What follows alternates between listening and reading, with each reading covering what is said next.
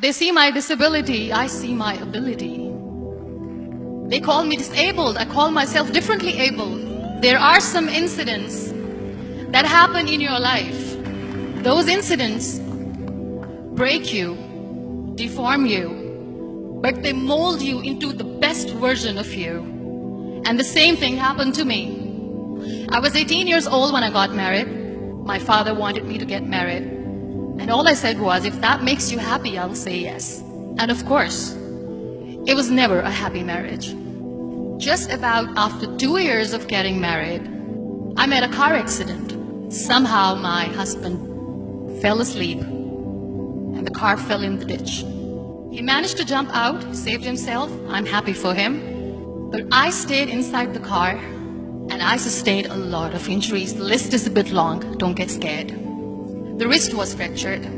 Shoulder bone and collarbone were fractured. My whole rib cage got fractured. And because of the rib cage injury, lungs and liver were badly injured. I couldn't breathe. I lost urinary bowel control. That's why I have to wear the bag wherever I go. 3 vertebrae of my backbone were completely crushed, and I got paralyzed for the rest of my life. I finally ended up in a hospital where I stayed for 2.5 months. I underwent multiple surgeries. One day, doctor came to me and he said, well, I heard that you wanted to be an artist, but you ended up being a housewife. I have a bad news for you. You won't be able to paint again because your wrist and your arm are so deformed, you won't be able to hold a pen again. Next day, doctor came to me and said, your spine injury is so bad, you won't be able to walk again. Because of your spine injury and the fixation that you have in your back, you won't be able to give birth to a child again. That day, I was devastated. I asked my mother, why me? And that is where I started to question my existence. Why am I even alive?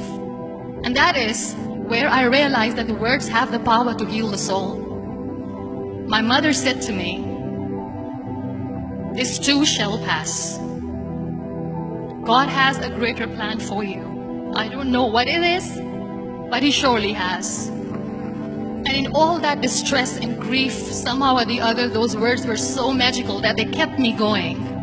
One day I asked my brothers, I know I have a deformed hand, but I'm tired of looking at these white walls in the hospital and wearing these white scrubs. I'm getting tired of this. I want to add more colors to my life. I want to do something. Bring me some colors, bring me some small canvas. I want to paint.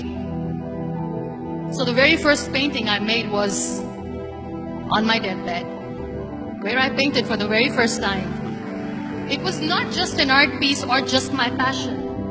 It was my therapy. And then I was discharged and I went back home. And I went back home and I realized that I have developed a lot of pressure ulcers on my back and on my hip bone. I was unable to sit.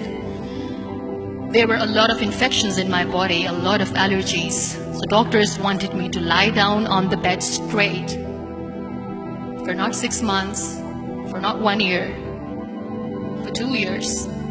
I was bedridden, confined in that one room, looking outside the window, listening to the birds chirping, and thinking maybe there will be a time when we'll be going out with the family and enjoying the nature. That was the time where I realized how lucky people are. That is the time where I realized that the day I'm going to sit, I'm going to share this pain with everyone to make them realize how blessed they are, and they don't even consider them lucky. That day I decided that I'm going to fight my fears. We all have fears. Fear of unknown, fear of losing people, fear of losing health, money. We want to excel in career, we want to become famous, we want to get money. We are scared all the time. So I wrote down one by one all those fears. And I decided that I'm going to overcome these fears one at a time. You know what was my biggest fear? Divorce. I was trying to cling on to this person who didn't want me anymore, but I said no. I have to make it work. But the day I decided that this is nothing but my fear, I liberated myself by setting him free. And I made myself emotionally so strong that the day I got the news that he's getting married, I sent him a text. And I'm so happy for you and I wish you all the best. And he knows that I pray for him today. Number 2 was, I won't be able to be a mother again. And that was quite devastating for me. But then I realized there are so many children in the world, all they want is acceptance. So there is no point of crying, just go and